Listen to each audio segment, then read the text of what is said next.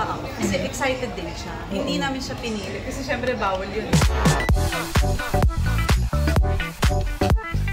Tignan po namin kung ano po yung maganap hanggang matapos yung 6 months. Ano yung pros and continuous yung trabaho. ano yung binabalance mo doon? Like, yung pros and cons, education ba, lifestyle sa Australia? Yung ba? Mabigat na decision is yung school. Yeah. Kasi yung panganay ko kasi hanggang December na lang doon. So, syempre ayoko naman siyang Ma-short change. ma-short. Tapos high school na. Kaya ayaw. Totoo ba high school na siya? High school. Hindi na. Totoo. Totoo ba?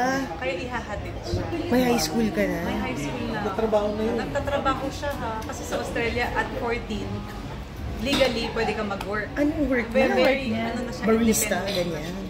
Alam niyo yung ano, parang potato corner sa Oo. meron din doon. Oh. Iba lang yung pangalan. So, Oo. taga-serve siya ng mga fries, Ang nagluluto saya. siya ng fries. So, maliit lang naman yung store, pero nakakaipon na siya, may sarili siyang bank account. Oh my Tapos God. kapag may gusto siya, sa akin niya pa rin Daya, may savings. Oo, kasi malabo mata nun, naka-contact lens. Aba, monthly yung contact lens.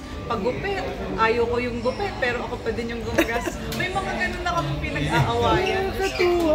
Pero as a ma'am, anong naramdaman mo na first time mag-work na siya?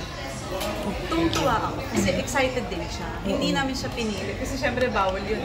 Excited siya kasi especially nung nakuha niya na yung sweldo niya, nakita niya na I have this amount of money na. Tapos, hindi man sa pag-aan, syempre, kinukompare ko sa kanya kung ano yung amount na makukuha mo dito kung ikaw ay mag-work. So, kaya pinahahalagahan niya yung value, kaya ayaw niyang gastusin.